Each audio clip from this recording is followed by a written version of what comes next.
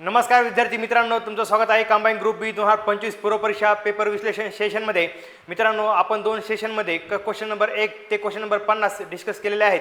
मित्रांनो, तुम्हाला आता कळलं असेल की आयोगाची भाषा, आयोगाचं लॉजिक्स कसं असतं। आता तर ज्या जुन्या मुलांनी आपली बॅच केलेली आहे त्यांना हे बऱ्यापैकी माहीत आहे, पण जे नवीन मुलं आहेत ते नवीन आता यूट्यूबवर बघत आहेत त्यांना थोडंफार समजायला थोडं जड जात असेल। पण मित्रांनो, ह्याच्यावर थोडं काम करा, नक्कीच तुम्हाला ही चांगली प्रोफिशियन्सी ह्या पेपरमध्ये येईल। आयोगाची भाषा समजण्यासाठी तुम्हाला असं विशेष काही इंटेलेक्च्युअल लागणार नाही। फक्त 21,000चे जे प्रश्न आहेत ते प्रत्येक विषयाचे प्रश्न खूप काळजीपूर्वक तुम्ही ॲनालिसिस करा। तुम्ही ॲनालिसिस जरी केलं तर तुम्हाला कळेल की आयोग कुठं चुकत आहे आणि आयोग नेहमी कुठे प्रश्न विचारते हे तुम्हाला कळायला लागल्यानंतर तुमचा अभ्यास एकदम ट्रॅकवरती येईल। तर मित्रांनो, आता ही गोष्ट अशी आहे की तुम्ही म्हणताल की 2-3 दिवसावर एक्झाम आलेले आहे, तर आता तुम्हाला आम्हाला ही गोष्ट सांगत आहात आणि काही जण म्हणतील की आम्हाला ही गोष्ट आत्ताच कळलेली आहे, असे असू शकतात जे नवीन प्रिपेअर करणारी मुलं असतील ते। पण ठीक आहे, काळजी करू नका मित्रांनो। आता आपला जो पेपर ॲनालिसिस केलेला आहे तो पेपर आणखी चांगला, तुम्ही काय करा, स्वतः पण चांगला ॲनालिसिस करा, परत वारंवार पहा आणि जर शक्य झालं तर ॲटलिस्ट 21 ते 25 जे आपले कंबाईन गट ब आणि गट क एक्झाम झालेले आहेत तर त्याचे पूर्वपरीक्षेचे पेपर एकदा चांगले डोळ्या खालून घाला आणि एक्झामला जा, तर नक्कीच तुम्हाला याचा फायदा होईल। जुन्या मुलांना ही गोष्ट माहीत आहे, बरोबर आहे। ठीक आहे मित्रांनो, जास्त वेळ न घालवता क्वेश्चन डिस्कशनला चालू करूयात। तर 51 नंबरचं क्वेश्चन आपल्याला पॉलिटीचं आहे आणि पॉलिटीमध्ये जर प्युअर पॉलिटी, इकॉनॉमिक्स आणि जिओग्राफी हे 3 सब्जेक्ट असे आहेत जिथं POIQचा संदर्भ खूप तुम्हाला सापडतो। इथं बघा, तुम्हाला पहिलाच क्वेश्चन आहे, भारतीय संविधानाची कलम 243 जी बाबतीत खालीलपैकी कोणते विधान बरोबर आहेत। तर मित्रांनो, बऱ्याच वेळा क्वेश्चन येऊन गेलेला आहे, POIQ पण आहे। तुम्ही आता हा POIQ कोणत्या वर्षाला आता आला होता, कुठे आला होता हे तुम्ही स्वतः सर्च करायचं। कुठं? 21,000च्या बुकमध्ये, आपलं लोकसेवा पब्लिकेशनचं आप्पा सरांचं जे बुक आहे त्यामध्ये तुम्ही चेक करू शकता।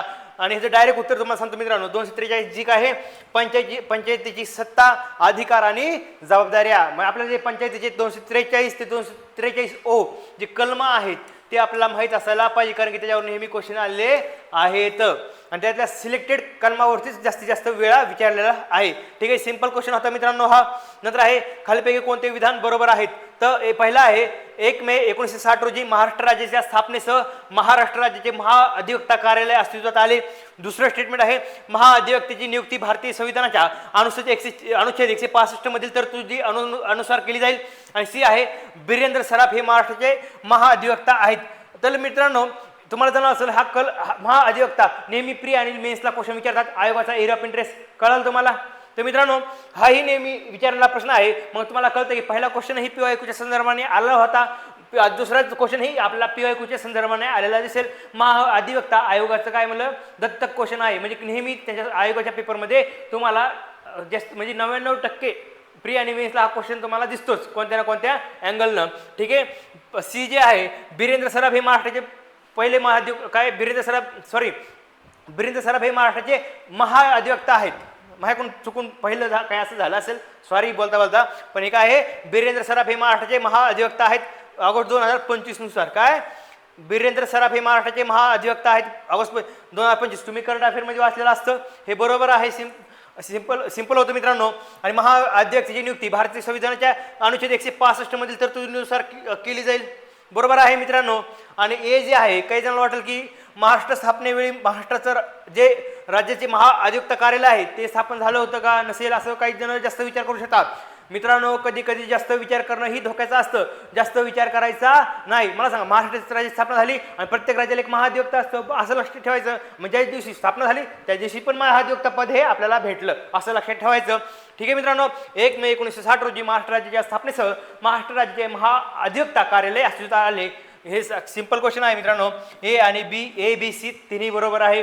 खालीपैकी कोणते मूलभूत कर्तव्य नाही। आयोगाचा एरिया ऑफ इंटरेस्ट POIQ बऱ्याच वेळा येऊन गेलेला आहे। मूलभूत कर्तव्य नाही विचारले, फुल्ली मारायची सवय लावायची, म्हणजे तुम्हाला कळतं योग्य विचारलं का अयोग्य विचारलं आहे।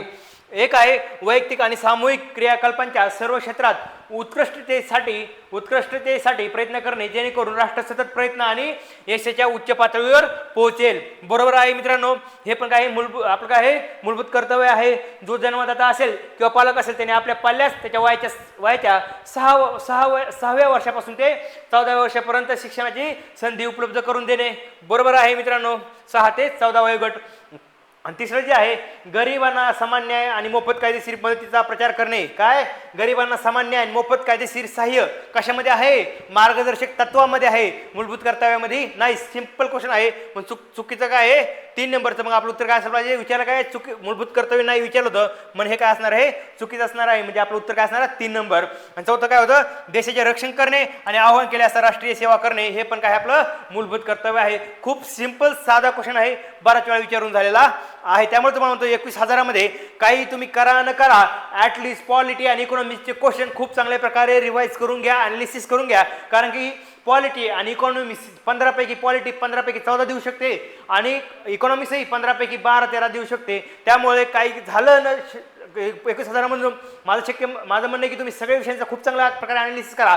पण वेळेअभावी जर तुम्हाला अनालिसिस करणं जमत नसेल, एक्झाम तोंडवाले असेल, तर ॲटलिस्ट पॉलिटी आणि इकॉनॉमीचे सगळे क्वेश्चन बघून तुम्ही एक्झामला जाणं अपेक्षित आहे. ठीक आहे. एक्झामला जर 15-20 दिवस राहिले असेल तरी तुम्ही क्वेश्चन करू शकता. पण एक्झाम 2-3 दिवस आलेले असेल तर त्यावेळेस काय करायला पाहिजे तुम्ही?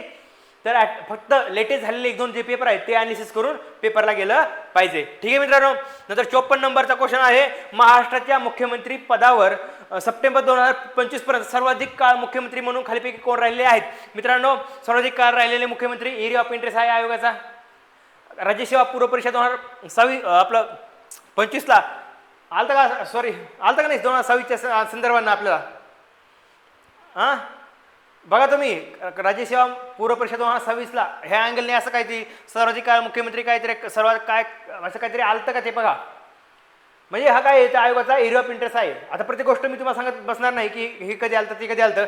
तुम्ही पण स्वतःला ब्रेनला काय करा, चालना द्या, की मी तुला चालना द्या की अरे नेमकं सर सांगतात की हे कुठंतरी आलं होतं. हे आयोगाचा एरिया ऑफ इंटरेस्ट आहे. आयोगाला अपेक्षित हे आहे, मग आयोगाने ते विचारलेलं आहे. आपल्याला असं वाटतं आयोग कुठून तरी क्वेश्चन वेगळेच काढतं, कुठूनही वेगळे काढत नाही. मागचे क्वेश्चन बघायचं, त्या संदर्भानं पुढील क्वेश्चन प्रिडिक्ट करता येतात. त्या लक्षात महाराष्ट्राच्या मुख्यमंत्री पदावर सप्टेंबर 2025 पर्यंत सर्वाधिक काळ मुख्यमंत्री म्हणून खालीपैकी कोण राहिले आहेत? तर मित्रांनो, बऱ्याच वेळा ही माहिती आपल्याला एक्झॅक्ट माहीत नसते, पण ज्यांना माहीत असेल त्यांच्यासाठी उत्तर सांगतो. म्हणजे ज्यांना माहीत असेल त्यांना सांगायची काही गरज नाही, त्यांना माहीत आहे. तर उत्तर डायरेक्ट सांगतो, वसंतराव नाईक हे उत्तर आहे. पण लक्षात ठेवा मित्रांनो, जर आपल्याला विचारलं, जर काहीच माहीत नसताना जर हा क्वेश्चन आपल्यासमोर आलेला असेल तर त्यावेळेस काय करायचं? सारखेपणा शोधायचा. ह्याच्या पर्यायामध्ये काहीतरी क्ल्यू भेटतोय का ते बघायचं. तर सारखेपणा भेटतोय. इथं वसंत दादा आहे, इथं वसंतराव आहे. का कॉमन का आहेत? वसंत जे नाव आहे ते कॉमन आहे. म्हणजे ह्याच्यापैकी कॉमन काल जे आपण सोडवलं होतं करंट अफेअरचा क्वेश्चन त्या संदर्भात तसाच हा क्वेश्चन आहे. वसंत नाव सेम आहे. मग 3 आणि 4 मध्ये 100% कुठेतरी उत्तर असणार. हे पेपर सेट बेस्ड लॉजिक आहे. आणि उत्तर जे आहे आपलं पेपर सेट बेस्ड लॉजिकनुसार आपण काय केलं पाहिजे? वसंत इथं पण आहे, वसंत इथं पण आहे. मग 3 आणि 4 मध्ये कन्फ्युजन असेल तर आपण 3ला टिक केलं पाहिजे. बरोबर आहे. मग उत्तर आपलं पेपर सेट बेस्ड लॉजिकनुसार 3 आहे. पण प्रश्न आपला चुकत आहे, कारण की आपलं उत्तर जे आहे आयोगाचं ते काय आहे? वसंतराव नाईक काय तर सर्वाधिक काळ मुख्यमंत्री म्हणून राहिलेले आहेत. त्या लक्षात ठेवा, जरी आपलं उत्तर चुकलं असेल पण बऱ्यापैकी तुम्ही पाहिलं असेल कालपासून बघत आहोत पण काही क्वेश्चन चुकत आहेत, पण काही क्वेश्चन बरोबर येत आहेत. त्यामुळे पेपर सेट बेस्ड लॉजिकमध्ये 10 क्वेश्चन जर पेपर सेट बेस्ड लॉजिकने सोडले, 5 चुकतात, 5 बरोबर येतात. पण आपण फायद्यामध्येच आहोत ना, त्यामुळे टेन्शन घ्यायचं नाही. 2 ऑप्शन तर एलिमिनेट केले होते, 3 आणि 4 मध्येच कन्फ्युजन राहिलं होतं. ठीक आहे, बघू पुढचा क्वेश्चन. खालीपैकी कलम 349 मध्ये काय नमूद करण्यात आले आहे? कलम 349. मित्रांनो, हे असे कलम आहेत की जे बऱ्याच वेळा आपल्या वाचनात आलेले असतात, पण इन डिटेल आपण त्याला कधी लक्ष दिलेलं नसतं, कधी काळजीपूर्वक पाहिलेलं नसतं. तर मित्रांनो, हे पण कलम कुठेतरी जोड्या लावामध्ये येऊन गेलेले आहेत. तुम्ही आता काळजीपूर्वक पहा, तुम्हाला कळेल. पण ठीक आहे, थोडा क्वेश्चन हे कलम तुमच्या पाहण्यात नसेल, पण कसं सॉल्व्ह करायचं ते बघूया. ह्याचं उत्तर जे आहे तर काय आहे? 1 नंबरचं उत्तर आहे, भाषेशी संबंधित काही कायदे लागू करण्यासाठी विशेष प्रक्रिया काय आहे? कलम 351 सांगतं. कलम 349 सांगतं. कलम 349 सांगतं भाषेशी संबंधित काही कायदे लागू करण्यासाठी विशेष प्रक्रिया. दुसरा पर्याय जो आहे सर्वोच्च न्यायालय आणि उच्च न्यायालयामध्ये आणि न्यायालयामध्ये काय सर्वोच्च न्यायालयात आणि उच्च न्यायालयामध्ये आणि कायदे विधेयक इत्यादीसाठी वापरण्याची भाषा. बरोबर आहे. इथं पण कायदे आले, इथं पण कायदे आले. लक्षात ठेवा, प्राथमिक स्तरावर मातृभाषा शिक्षणाच्या सुविधा. आणि चौथा आहे हिंदी भाषेच्या विकासासाठी निर्देश. तर ह्याच्यामध्ये जर पाहिलं कायद्याचा उल्लेख कुठं आहे? म्हणजे 1 आणि 2 मध्ये समानता काय? तर लक्षात, कायद्याची प्रक्रिया काहीतरी बोललेलं आहे. इथं कायदे आहे, सॉरी इथे कायदे आहे, इथं कायदे आहे. बरोबर आहे. इथं कायदे मग 1 आणि 2 मध्ये कुठेतरी उत्तर असणार, कारण कायद्याचा जास्त उल्लेख झालेला आहे, विधेयकाचा उल्लेख झालेला आहे. म्हणजे लक्षात ठेवा कायदे 1 आणि 2 मध्ये कुठेतरी उत्तर असणार. जर माहित नसेल तर त्यावेळेस तुम्ही अशा पेपर सेट बेस लॉजिकनं जाऊ शकता. 1 आणि 2 मध्ये कन्फ्युजन असेल तर तुम्ही 2 टिक करा. 2 तुमचं उत्तर चुकत आहे पेपर सेट बेस लॉजिकनुसार. उत्तर काय आहे 1 नंबर. आताच पाहिलं होतं आपण भाषेशी संबंधित काही कायदे लागू करण्यासाठीची विशेष प्रक्रिया कलम 349. म्हणजे लक्षात ठेवा आपलं जरी चुकलं असं पण 50% आपण एलिमिनेट केले आहेत, 2 पर्याय एलिमिनेट केले होते. ठीक आहे, काय अडचण नाही. बघायच पुढं. हा चुकू द्या, काही क्वेश्चन चुकला तर काय अडचण नाही. माहीत असेल तर वेल अँड गुड. नंतर बघा भारतीय संविधानातील बाब आणि यादी, राज्य धोरणाची निर्देशक तत्वे, मूलभूत हक्क, संघराज्य संबंधामध्ये समवर्ती यादी, भारत हा मोठ्या राज्याचा संघ म्हणून संघराज्याचे अधिकार. तर ह्याच्यामध्ये जर पाहिलं तर ह्याच्यामध्ये काय आहे की इथं 3 आहे बरोबर आहे, इथं 2 आहे, इथं 2 आहे, इथे 1 आहे, इथे 1 आहे बरोबर आहे. मग मला लक्षात ठेवा की इथं जोड्यामध्ये तुम्ही लक्षात ठेवायचं की एक जोडी जुळली पाहिजे, मग सगळ्या जोड्या आपोआप जुळतात. तर लक्षात ठेवा मूलभूत हक्क आपल्याला ज्याला माहिती आपल्याला माहिती कुणाकडे आलेले आहेत, USA कडनं. कुणाकडनं? USA. मूलभूत हक्क USA. म्हणजे बचं काय असलं पाहिजे 5. बचं 5 कुठं आहे मित्रांनो? इथं पण आहे आणि इथं पण आहे. बचं 5 इथं पण आहे, इथं पण आहे. ठीक आहे, काय हरकत नाही. संघराज्याबाबत संघराज्य संबंधांमध्ये समवर्ती यादी कुठे? ऑस्ट्रेलिया. समवर्ती यादी संदर्भात कुणाकडनं घेतलेली ही बाब आपण? ऑस्ट्रेलियाकडनं. कुणाकडनं? ऑस्ट्रेलिया. मग सीचं काय असलं पाहिजे 1. सीचं 1 कुठं? इथं. सीचं 1 इथं आहे, इथं पण आहे बरोबर आहे. सीचं 1 इथं पण आहे, इथे 1 आहे बरोबर आहे. इथं जर आता हे व्हायला लागले, इथं सगळीकडे 2-2 जोड्या जुळायला लागल्या आहेत, 2-2 पर्याय आपल्याला तयार व्हायला लागले आहेत. त्यामुळे थोडं काळजीपूर्वक जाऊ.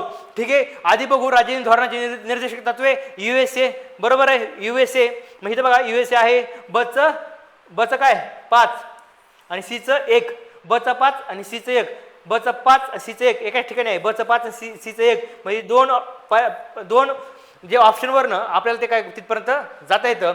बचं किती 5 आणि सीचं काय 1. अशा प्रकारे 5 आणि 1 ची जोडी इथं एकाच ठिकाणी आहे. पुढं 4 नंबर. मग उत्तर काय आपलं चौथा आहे. ठीक आहे, आणि काय अचं 3 आपलं म्हणजे राज्य धोरणाचे निर्देशक तत्वे काय USA काय आहे US एक मिनिट सॉरी राज्य धोरणाची निर्देशक तत्वे आपलं आयर्लंड आहे. आयर्लंड सॉरी कधी गडबडीमध्ये माझ्याकडून फास्टमध्ये हे होतं. ठीक आहे, समजून घ्या. आणि नंतर आहे आपलं जे राहिलेलं आहे कोणतं? भारत हा मोठ्या राज्याचा संघ म्हणून राज्याचे अधिकार. डचं काय? कॅनडा जे आहे. डचं 2. सिंपल आहे मित्रांनो, ह्याच्यामध्ये विशेष काय नाही. बऱ्याच वेळा हा क्वेश्चन येऊन गेलेला आहे. बघा आपण जवळपास 51 ते 56 म्हणजे 6 क्वेश्चन पाहिले. 6ही क्वेश्चन कोणत्या ना कोणत्या एक्झामला विचारून झालेले आहेत. त्यामुळे तो पॉलिटी आणि इकॉनॉमीचे क्वेश्चन 21,000 म्हणून चांगले करा. 57 नंबरचा क्वेश्चन ही PYQ आहे मित्रांनो, कुठे ना कुठे येऊन गेलेला आहे. भारतीय संविधानाच्या कलम 8 मध्ये खालीपैकी कशाचा उल्लेख आहे? तर मित्रांनो 8 डायरेक्ट सांगतो तुम्हाला, भारताबाहेर राहणाऱ्या भारतीय वंशाच्या काही विशिष्ट व्यक्तींचे नागरिकत्वाचे अधिकार. कलम 8 काय सांगतं? भारताबाहेर राहणाऱ्या भारतीय वंशाच्या काही विशिष्ट व्यक्तींचे नागरिकत्वाचे अधिकार.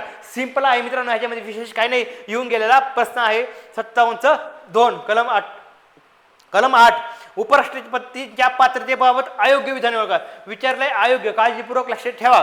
भारताचा नागरिक असावा बरोबर आहे. 45 वर्ष पूर्ण असावी. 45 आहे का मित्रांनो? 35 आहे. सिंपल क्वेश्चन आहे. 35 पाहिजे होतं. लोकसभेचा सदस्य म्हणून निवडीस येण्यास अर्हता प्राप्त असल्याखेरीज उपराष्ट्रपती पदाच्या निवडणुकीस पात्र असणार नाही. चूक आहे मित्रांनो, लोकसभेचा नव्हता पाहिजे, त्याचं काय पाहिजे होतं? राज्यसभा पाहिजे होतं. काय पाहिजे होतं? राज्यसभा. खूप सिंपल बेसिक क्वेश्चन आहे मित्रांनो. बी आणि सी चुकीचं आहे. आणि बी आणि सी कुठे? पहिल्याच ऑप्शनमध्ये आहे. पहिला ऑप्शन म्हणजे पहिलं उत्तर काय आपलं पाहिजे? ऑप्शन नंबर 1 बरोबर आहे. सिंपल क्वेश्चन होता, ह्याच्यामध्ये विशेष काही नव्हतं. बघा हा पण क्वेश्चन PYQचा कुठे ना कुठे येऊन गेला आहे. आणि नंतर आहे पंतप्रधानांच्या भूमिकेबाबत योग्य विधाने कथाने ओळखा. मित्रांनो जोड्या लावा म्हणजे राज्यसेवा प्री, राज्यसेवा मुख्य परीक्षा, कंबाईन प्री, कंबाईन मेन्सला बऱ्याच वेळा हा क्वेश्चन येऊन गेला आहे. सिंपल टाईपचा क्वेश्चन आहे. तरी बघू नेमकं काय आहे याच्यामध्ये विशेष.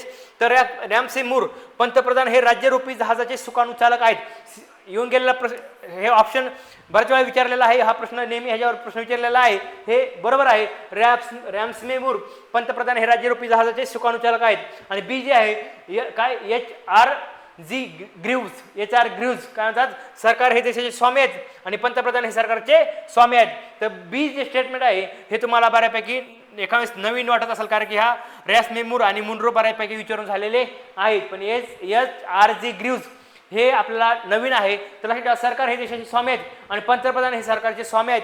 हे स्टेटमेंट आपल्याला बऱ्याच जणांना माहीत नसेल, पण मी काय म्हणलो की आपल्याला जर काहीच माहीत नसेल तर आपण त्याला काय करायचं, बरोबर घेऊन चालायचं. बरोबर घेऊन चालू. मुंड्रो काय म्हणले, पंतप्रधान हे ताऱ्यामधील चंद्र आहेत. तर मुंड्रो काय म्हणले ते, पंतप्रधान हे ताऱ्यामधील चंद्र आहेत असं नव्हते म्हणले. त्यात काय म्हणले ते की captain of ship of the state, captain of the ship म्हणजे ते आपले शिप जे जहाजाचं आहे, जहाजाचे काय आहेत, कप्तान आहेत. आणि जहाजाचे कप्तान आहेत. जहाज कुणाचं आहे, जहाज काय आहे, एका राज्य काय सॉरी काय captain of the ship of the state म्हणजे शिप कुणाची आहे, त्या राज्याची आहे. आणि त्या शिपचा तो काय आहे, कप्तान आहे किंवा कर्णधार आहे असं बोललेलं होतं. मग काय हे सी पण आपलं काय हे काय असलं पाहिजे, सी काय असायला पाहिजे होतं, ते captain of ship of the state असं पाहिजे होतं. म्हणजे ते काय ते जहाजाचे कर्णधार आहेत असं पाहिजे होतं. पण तसं इथं नाही. त्यामुळे काय हे चुकीचं आहे हे आपल्याला माहीत होतं. पण ठीक आहे, काही जणाला हे माहीत नसेल, मला माहीत होतं किंवा ज्यांचा 1-2 मेन्स दिलेले आहेत, त्यांचं 2-4 वर्षात चांगला अभ्यास आहे, त्यांना हे माहीत असेल, पेपर अनालिसिस असेल चांगलं, त्याला माहीत आहे. पण काही जणाला हे थोडंफार कन्फ्यूज होऊ शकतं. पण मी ह्या क्वेश्चन बरोबर न पकडता आपल्या चुकीच्या कॅटेगरीमध्ये पकडतो. तर ह्याचं उत्तर काय, ह्याचं जे आहे मुंड्रो काय आहे ते लक्षात ठेवा. मुंड्रो लक्षात ठेवा काय आहे, captain of the ship of the state म्हणजे तो एका जहाजाचा कप्तान आहे. आणि जहाज कोणाचा आहे, एका राज्याचं जहाज आहे. म्हणजे राज्याच्या जहाजाचा तो काय आहे, कप्तान आहे. काय, राज्याच्या जहाजाचा तो कप्तान आहे. कोण आहे कप्तान, पंतप्रधान. लक्षात ठेवा. आणि पंतप्रधान हे ताऱ्यामधील चंद्र आहेत हे कोण म्हणलं, पंतप्रधान हे ताऱ्यामधील चंद्र आहेत हे कोण म्हणलं, लक्षात ठेवा. विल्यम हार्वर्ट बोलले होते. काय, पंतप्रधान हे ताऱ्यामधील चंद्र आहेत असं बोलले होते विल्यम हार्वर्ट. ठीक आहे मित्रांनो, हा जरा थोडा ट्रिकी क्वेश्चन होता, बऱ्याच जणांना माहीत असेल नसेल, पण चुकीच्या कॅटेगरीमध्ये पकडू. आणि आपण जर आपल्या लॉजिकने जे गेलो वरीलपैकी सर्व, तरी पण हे चुकत आहे. ठीक आहे, पण हे जे करेक्ट करून दिलेलं आहे ते आता पाठ करून टाका. परत जर क्वेश्चन आला तर चुकला नाही पाहिजे. 1950 मध्ये भारतीय संविधानात भारतीय संघराज्यातील प्रदेशांचे 4 स्तरीय वर्गीकरण होते. सिंपल क्वेश्चन आहे, राजेशाह मुख्य प्रीला बऱ्याच वेळा येऊन गेलेला आहे वेगवेगळ्या एक्झाममध्ये. काय हा पण काय PYQ आहे. भाग 1 काय सांगतं, कायदेमंडळ असलेली संस्थाने. तर मित्रांनो चूक आहे. भाग ए मध्ये काय आहे, ब्रिटिश प्रांतातील राज्यपालांचे प्रांत असं पाहिजे होतं. आणि भाग बी जे आहे ते कायदेमंडळ असलेली संस्थाने. म्हणजे कसं हे इंटरचेंज पाहिजे होतं, असं काय पाहिजे होतं, इंटरचेंज पाहिजे होतं. भाग 1 आहे ब्रिटिश प्रांतातील राज्यपालांचे प्रांत असं असायला होतं. आणि भाग बी जे आहे कायदेमंडळ असलेली संस्थाने असं असायला पाहिजे होतं. म्हणजे हे दोन्ही चुकीचं आहे. आणि भाग सी बरोबर आहे, ब्रिटिश भारतातील मुख्य कमिशनरांचे प्रांत. आणि डी काय आहे, अंदमान निकोबार बेटे. आणि विचारले का आपल्याला योग्य जोड्या विचारल्यात, योग्य सी आणि डी. सिंपल क्वेश्चन होता, बऱ्याच वेळा क्वेश्चन विचारून झालेला आहे. बघा मित्रांनो, आता जर पाहिलं तर बऱ्याच 51 ते 60 क्वेश्चन पाहिले, म्हणजे 10 क्वेश्चन पाहिले. 10 पैकी आपल्याला फक्त जे स्टेटमेंट स्वरूपाचे क्वेश्चन होते, रॅम्समे मूर किंवा आपले ग्रीव्ज मुंड्रो ह्यांच्याबद्दलचा क्वेश्चन थोडा ट्रिकी वाटला. पण 10 पैकी 9 क्वेश्चन तुमचे PYQच्या बेसवरती तुम्ही सॉल्व्ह करू शकता. काय, ज्या PYQच्या बेसवरती. त्यामुळे इकॉनॉमिक्स आणि पॉलिटिक्स सगळे क्वेश्चन 21,000 मध्ये तोंडपाठ असले पाहिजे विथ ॲनालिसिस. तर लक्षात ठेवा, 61 नंबरचा क्वेश्चन आहे, राज्यपालाच्या संदर्भात खालीपैकी कोणती विधाने चुकीची आहेत. चुकीचं आहेत म्हणलं की लक्षात ठेवा मित्रांनो, इथं फुल्ली मारायची. ठीक आहे, पहिला प्रश्न वाचू. कलम 158 नुसार पहिला पर्याय वाचू. कलम 158 नुसार राज्यपाल राष्ट्रपतीच्या मर्जीनुसार पदावर राहतील. काय म्हणते, कलम 158 नुसार राज्यपाल राष्ट्रपतीच्या मर्जीनुसार पदावर राहतील. मित्रांनो तुम्हाला हे माहीत आहे की कलम 158 काय सांगतं, काय सांगतं कलम 158, राज्यपालाच्या पदाच्या अटी सांगतं. ते काय म्हणजे जे कलम आहे 158 नुसार राज्यपाल राष्ट्रपतीच्या मर्जीनुसार पदावर राहतील हे चुकीचं आहे. इथं काय पाहिजे होतं, कलम किती पाहिजे होतं, कलम 156 हवं होतं. कलम 156 असतं तर बरोबर आलं असतं. कलम 156 नुसार राज्यपाल राष्ट्रपतीच्या मर्जीनुसार पदावर राहतील हे बरोबर आहे. मग 158 काय ते लक्ष, राज्यपाल पदाच्या अटी. काय, राज्यपाल पदाच्या अटी. त्यामुळे हे चुकीचं आहे. ब जे आहे, कलम 155 नुसार राज्यपालाची नियुक्ती राष्ट्रपती त्यांच्या सही आणि शिक्क्यासह वॉरंटद्वारे करतील. बरोबर आहे मित्रांनो. कलम 154 नुसार राज्याची कार्यकारी शक्ती राज्यपालाकडे असेल आणि ती त्याच्याकडून थेट किंवा या संविधानानुसार त्यांच्या अधिनिस्थ अधिकाऱ्याद्वारे वापरली जाईल. बरोबर आहे मित्रांनो. नंतर आहे कलम 163 नुसार राज्यपालांना मदत करण्यासाठी आणि सल्ला देण्यासाठी मुख्यमंत्री यांच्या नेतृत्वाखाली एक मंत्रिमंडळ असेल. मित्रांनो सिंपल क्वेश्चन आहे. BCD बरोबर विचारले का आपल्याला चुकीचं विचारलं आहे. चुकीचं म्हणजे फक्त चुकीचं आहे.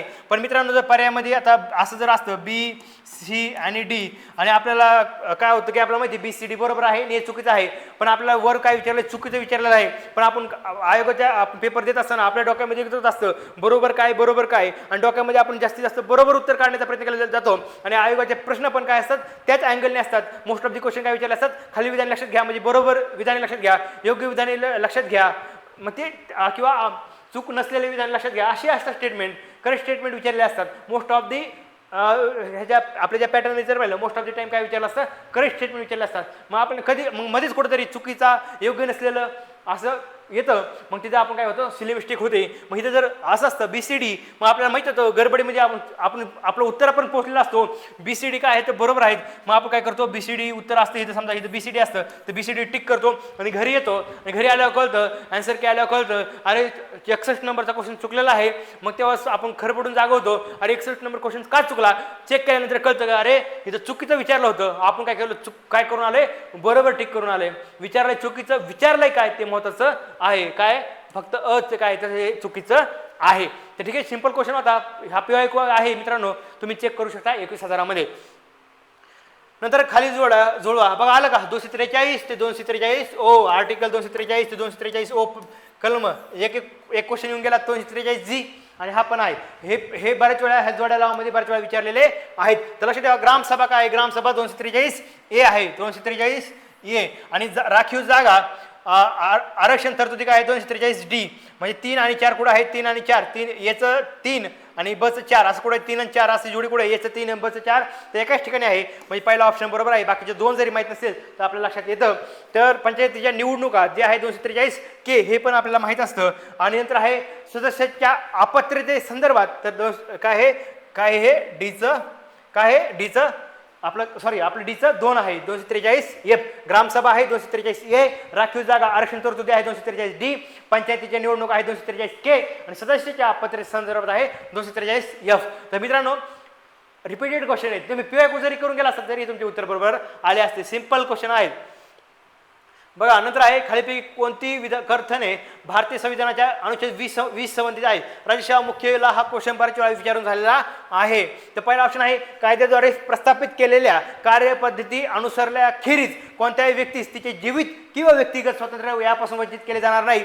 तर काय हे आर्टिकल 21चं स्टेटमेंट आहे. म्हणजे लक्षात घ्या आर्टिकल 21 काय सांगतं, कायद्याद्वारे प्रस्थापित केलेली कार्यपद्धती अनुसरल्याखेरीज कोणत्याही व्यक्तीस तिचे जीवित किंवा व्यक्तिगत स्वातंत्र्य यापासून वंचित केले जाणार नाही. आर्टिकल 21चे स्टेटमेंट आहे. आपल्याला विचारले अनुच्छेद 20च्या संबंधित विचारलेलं आहे म्हणून हे चुकीचं आहे. एकाच अपराधाबद्दल एकापेक्षा अधिक वेळा कोणत्याही व्यक्तीवर खटला चालवला जाणार नाही आणि तिला शिक्षा दिली जाणार नाही हे बरोबर आहे. हे आर्टिकल 20 मध्ये उल्लेख आहे. आणि कोणत्याही अपराधाचा आरोप असलेल्या कोणत्याही व्यक्तीवर स्वतः विरुद्ध साक्षीदार होण्याची सक्ती केली जाणार नाही हे पण काय आहे बरोबर आहे. मित्रांनो हा क्वेश्चन 2-3 वेळेस येऊन गेलेला आहे विविध एक्झाम मध्ये.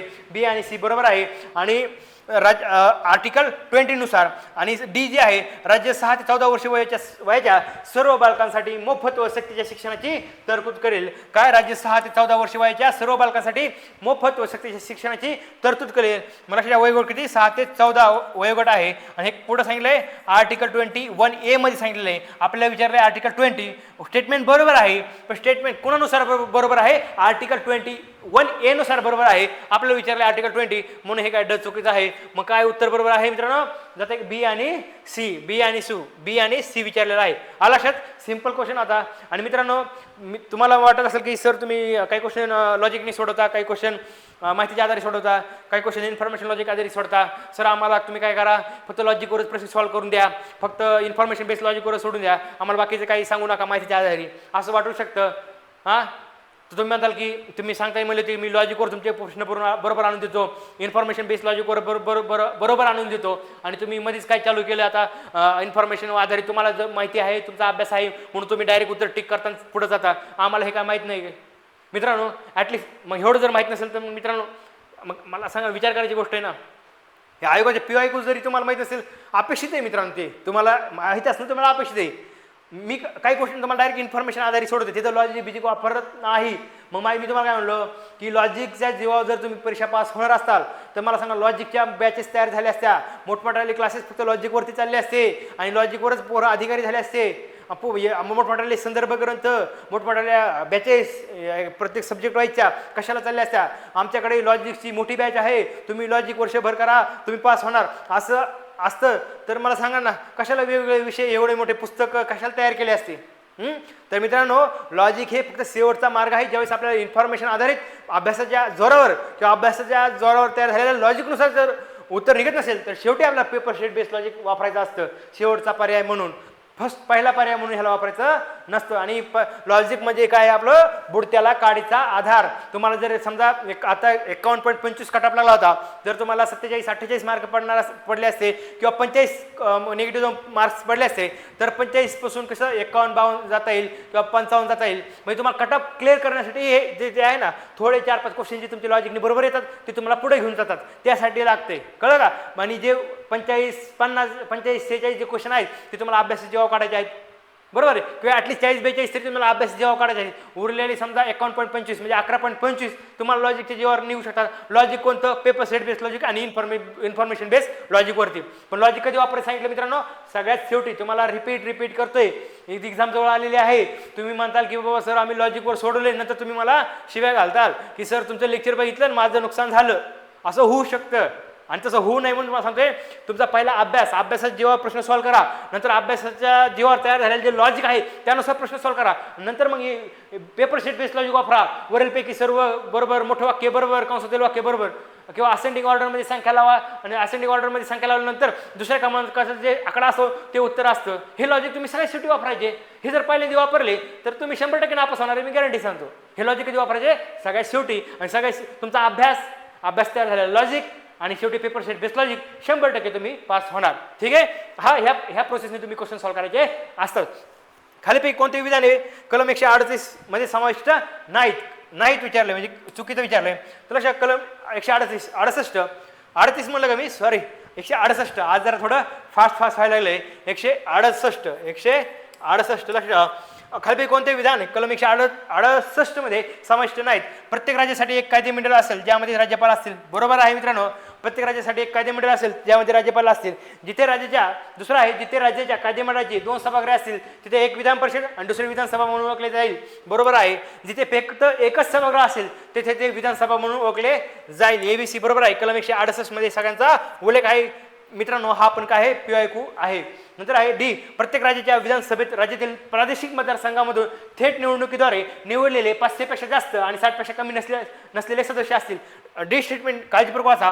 प्रत्येक राज्याच्या विधानसभेत राज्यातील प्रादेशिक मतदारसंघामधून थेट निवडणुकीद्वारे निवडलेले 500 पेक्षा जास्त आणि 60 पेक्षा कमी नसलेले सदस्य असतील. बरोबर आहे मित्रांनो, स्टेटमेंट बरोबर आहे, पण आर्टिकल 168 नुसार बरोबर नाही. हे जर कलम कोणतं आहे, कलम 170 नुसार हे D स्टेटमेंट बरोबर येते. कलम 170 मध्ये D स्टेटमेंटचा काय उल्लेख आहे, त्यामुळे D चुकीचं आहे. आपल्या 168 संदर्भात विचारले, मग आपल्याला काय विचारले, समाविष्ट नाही म्हणलं की काय करायचं, एक मग आहे डी समाविष्ट नाही. मित्रांनो, ज्यावेळेस तुम्हाला हे काही माहीत नसेल तर तुम्हाला काय सांगितलं होतं, जर तुम्हाला विचारलं की खालीपैकी योग्य विधाने कोणते आहेत तर तुम्ही सगळे विधाने बरोबर घेऊन चालायचं. आणि चुकीचं जर विचारलं तर कमीत कमी ऑप्शन कमीत कमी पर्याय चुकायचे. म्हणजे एक ध्यानमध्ये कमीत कमी चुकलं आहे, कमीत कमी ऑप्शन चुकवायचे असतात. तर इथं बघा, आपलं जर बघितलं आपल्या लॉजिकनुसार जर गेलं तर हा पर्याय सुटते आपल्याला.